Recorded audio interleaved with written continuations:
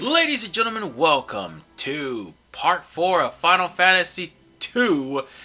And in this episode, we are going to have to begin our pursuit of the Dreadnought by going to the snowy caves. But before that, first things first, we're going to need to unlock keywords in order for us to progress. So, again, in case you guys just joined me, when you see words highlighted in red, you can learn them. If you haven't already learned airship from Hilda, learn it from Sid. Now, when you say Dreadnought, then airship, the word Sunfire should appear. Learn that word, and when you do, ask him about it. And now that you got that, you're going to have to talk to the guy behind Sid, and that pilot will take you over to a tear. And when you do, you talk to Hilda about Sunfire first. And don't forget, whatever you do, to always, in between storylines, grind. You want to be as strong as humanly possible. If this was Final Fantasy II for the Game Boy Advance or the PS1 or even the NES, you'd still be probably grinding by this point. But for now, we're going to get out of the city and we're going to head straight to... Actually, we need to go to the airship. Let's make it easier on ourselves and go to Altair. I said Altair, it's Altair, my bad. But we need to go there, spend like 700 gil just to go to Altair. Why do we have to spend 700 gil when everywhere else is cheaper? What kind of nonsense is that? You know, we could just simply walk there. Whatever. We'll just fly over to Altair and just drop by and talk to Hilda. It's no big deal. I mean, I'm out of 700 gil. What kind of ridiculousness is this? So we must hurry up and talk to Hilda. And the first thing we do is talk to her about the Sunfire. And once you talk to her about that, she mentioned something about Scott and Gordon talking to her about Kashund and also the Sunfire. However, we won't be able to deal with the Sunfire just yet, because we gotta go to the Snow Cave first. But before we continue, there's one thing we need to do, because we forgot to do this last part. Since we went and bought mithril weapons, we gotta get mithril armor for everybody on my team. This is going to be your go-to armor from here on in until you inadvertently get gold armor from basically fighting the captains and Finn. Why do I say inadvertently? Because the gold armor is probably one of the only ways to... No, wait, no. The captains are the ways to find the gold armor. Let me get the mithril shield. You know what? I ain't even worried about that buckler. Why did I optimize that? Seriously. Well, at least she's quickly optimized. Yeah, I'm not going to be giving Guy sealed anytime soon. But I will end up having to give him, like, another weapon. We're going to have him being the axe murderer with 2 weapons. Is he going to learn anything else? No. I'm going to have Maria learn the spear later on. But for right now, we need to talk to the king and ask him about Sunfire. And once he does, he will tell you about the Goddess Bell. Learn the Goddess Bell, and then ask him about it. And unfortunately for you, you won't be able to get much from the king. But you will have to talk to Hilda again. Because she and Scott were betrothed. Until Scott died in part 2. Oh, actually, no, it's part 1 that he died. Yes, part 1. So on that note, we're going to have to go to the snow cavern. And yeah, I was coughing a little bit because there was something in my throat. But we're going to have to go there and meet up with Josef, our temporary party member. This is why I tell you, do not focus on the party members. And if you have extra stuff, if you have extra weak stuff, you could probably give it to them. So that way they'll be able to be saved without you giving the enemy an extra turn. But when it comes down to the guest characters, with the exception of maybe Gordon and at the end of the game, Leon, don't even worry about them. Okay, and the pirate too. The pirate lady, yeah, you might want to keep her around too. But with those 2 exceptions, don't even worry about powering them up. Not even Minwoo. Minwoo will hold his own anyway. So whatever the case, we got Josef for all what good it did us. So on that note, we have ourselves an extra fire tome. Might as well give it to him. After all, we're gonna have to defend ourselves. Well, he's gonna have to defend himself, even though his punches are gonna be pretty damn good. Yeah, that's the thing. Josef has physical strength by default. And there's another reason why we're going to the Cave of Selmat Falls for a reason. Because that wall, with that blue stone, that's where the last chest is. We just need to go to the... Okay, go back there. Go back there. Where that... There, right there. I was about to say where that exclamation point was. Josef is going to push that hole right there. And with that said, that's going to lead us to the actual treasure that's in this cave, which is the snowcraft, which you will have to use to traverse snowy terrain. So now, that area where I wasn't able to get to in part 3, and also in part...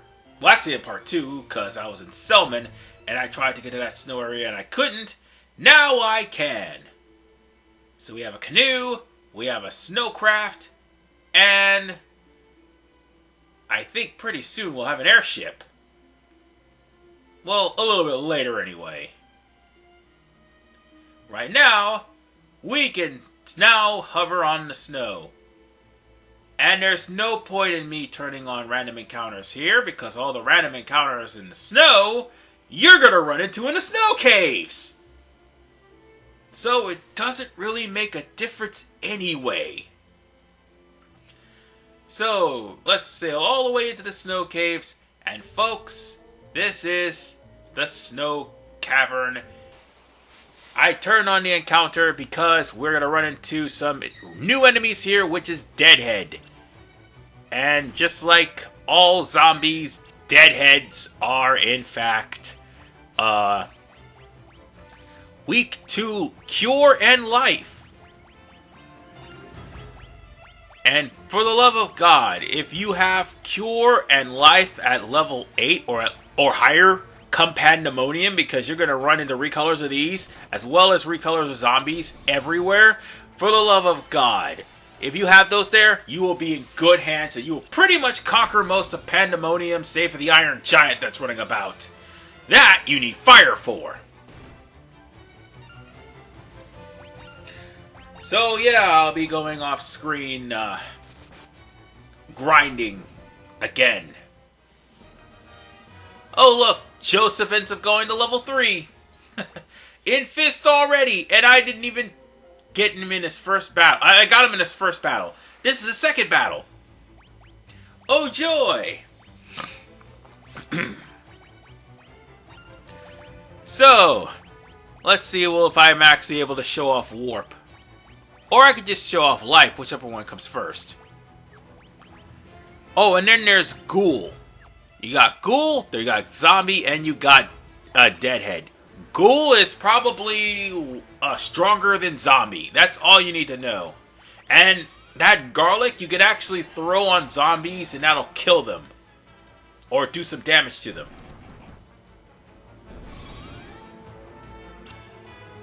And all this life missing. I'm wasting MP here. God damn. Well, that one's done. We've got a treasure chest. Oh, look! Grenade! Oh, and in case you're wondering, why is it called grenade and then the green one's called balloon? Because originally the green one was called bomb. But thanks to clever translating, I had to be a little bit kind. And I use air quotes for that. It's no longer bomb in Final Fantasy 2. It will become bomb 3 and later. You will hate these things in Final Fantasy 10, and you'll hate them even more in 12. But whatever the case, no, actually no, you'll hate them in 10. 12, they are decent at best. The mom bombs, on the other hand, aren't that bad. You'll just practically get yourself Yagyu Blade if you're lucky. And I say if you're lucky because of Zodiac Age. God forbid I have to play that for the channel again. You know what? Maybe, because my very first playthrough of Final Fantasy 12, I had either one hand, the VCR, no, not a VCR, a camera, and on the other hand, my Homes Tech capture card, which I really wasn't good at editing at the time. No, seriously, I wasn't good at editing at all. So, on that note, the reason why I'm showing all these enemies off, because, of course, there's going to be snow enemies here, too. And, goddamn, Gus is at 4,000? You know what? At least I don't have to worry about my character stats. Gus is going to be the tank of the group. That's all there is to it.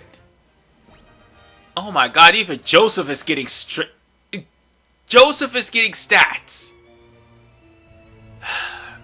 Heavens to Murgatroyd. Alright, I may have to find a way back up there, because I just missed a treasure chest. Ooh, Antarctic Wind! Yay! By the way, Antarctic Wind actually is a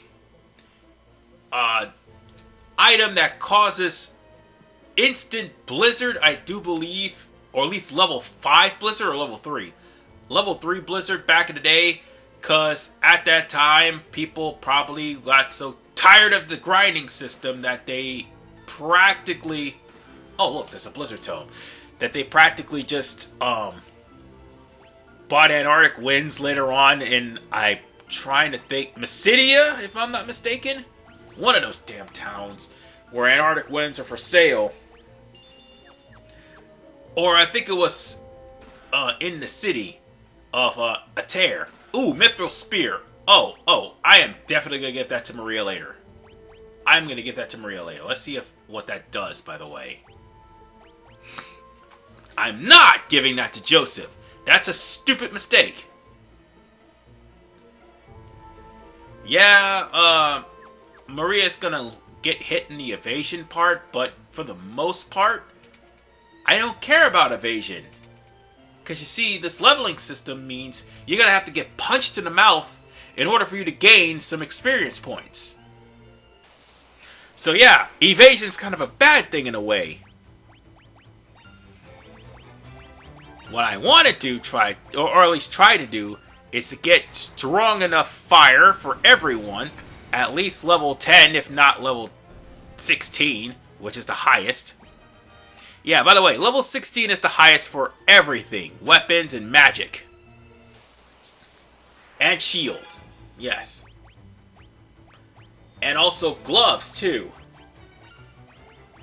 So yeah, what's going to end up happening, I'm going to end up having to punch things later on to up their fist. Eventually. was piddling. And I know what you're thinking. I just gave away my only fire and ice. I could buy some more. I could buy some more. Oh look, Josef just gained MP. Whoop-de-doo. And a battle axe? Nah, I'm not going to give Josef a battle axe. Oh, monsters. Look at that. Shadow. The new enemy's here. I'm not too sure what Shadow do, because at this point in time, after hours of relentless grinding, these guys are nothing.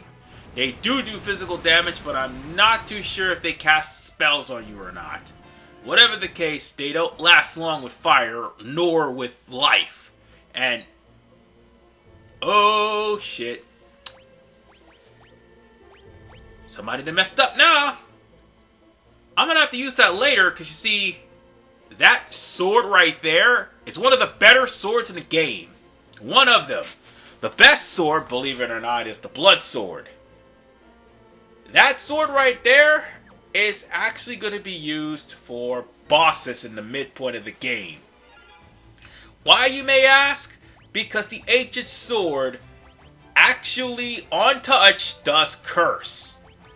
I didn't even mention any of the bad stats in this game, and I'm 4 parts in. Okay. Quick rundown. They're asleep, which, if everybody's asleep, then until they wake up, they can't do anything. Paralyzed, which, if everybody's paralyzed, until they wake up, they can't do anything. And it takes Asuna to cure both of those. Toad, which, if everybody turns into Toad, well, that's game. Stone, if everybody's turned to Stone, that's game. Death, obviously, if everybody's KO'd, that's game. Curse lowers the stats of everybody, but it can be cured by Asuna. Oh, wait, by the way, Gus speaks Beaver, so ask him about the Goddess Bell. I know, it's freaking hilarious. This guy actually speaks Beaver.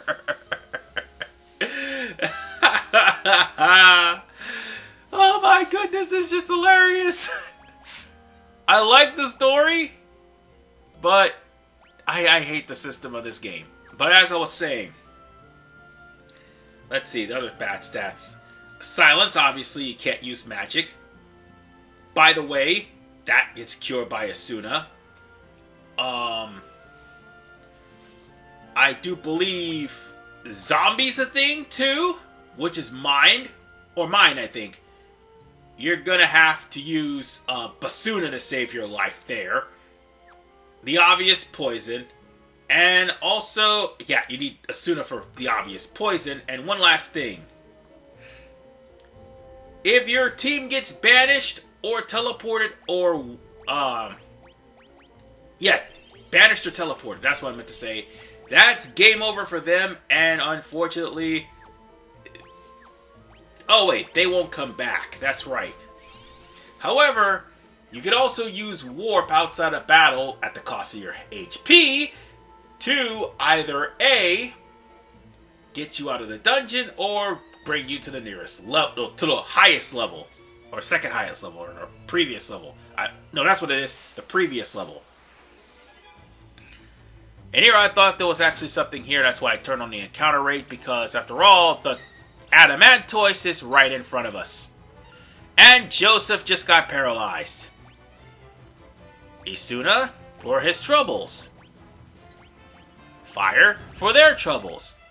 And Cure for Josef's troubles. And we just wrecked the entirety of the zombies in there. Wow! Firion just now got into the 2000s.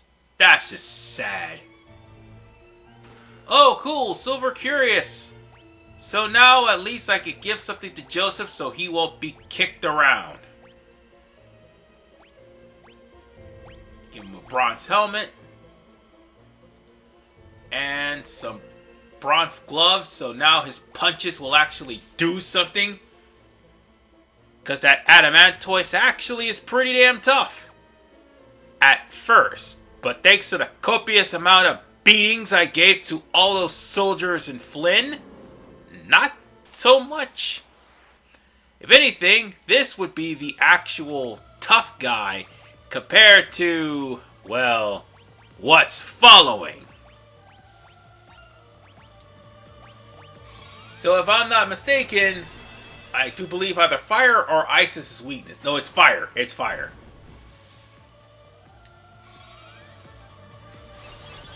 Yeah, Adamantoise is a tough customer and will hit you really hard. As I was saying, it's going to hit you really hard. And it hit Josef really goddamn hard. In fact, it almost took all of his life. So yeah. With that said, Josef is pretty much still around for right now. I think we got one more hit on him, or one more pass, and the Adamantoise is going down. It doesn't matter if I had fire or blizzard, it's over. The Adamantoise is defeated. Good thing, too, because, yeah, Josef's almost out of magic. Oh, his fire only leveled up. And there goes his HP. Whoop-de-doo. So with that said, we've got the Goddess Bell from the Snow Caverns. And now, we just need to escape from this place. Well, that was something. Now then, that's where that door led, in case you're wondering. Now it's time for us to meet Borgin. Yeah, by the way, Borgin is the boss of this cave. And if you thought that he was challenging in the past, no. No, he's not. In fact, Borgin is actually weak to fire, or physical attacks, or thunder, if you will. Doesn't matter. Once you take care of Borgin, he's done. And that's it. Unfortunately for Josef, that's literally it. You'll see. Oh yes, this infamous scene. He booby-trapped the cave, and Borgin is dead. He is dead, and he is passed on to the afterlife, and speaking of which, if we don't get out of here, that's going to be us too! And all of the Indiana Jones bullshit that I've seen. This is ridiculous. And he's trying to hold a rolling boulder.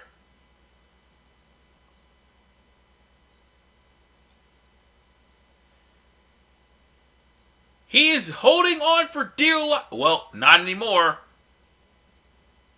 Jeez.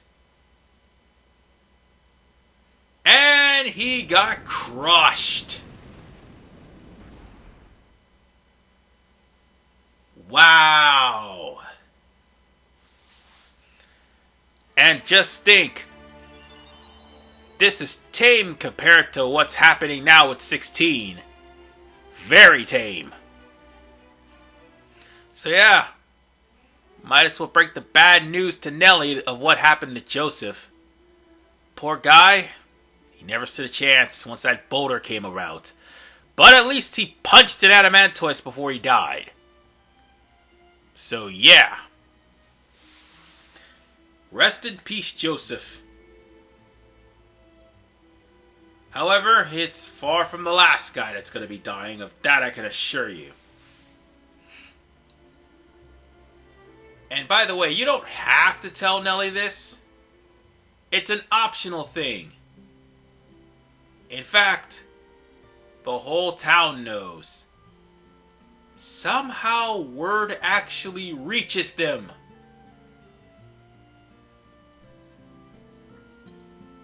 And I think that's Joseph's girlfriend or his wife, whatever.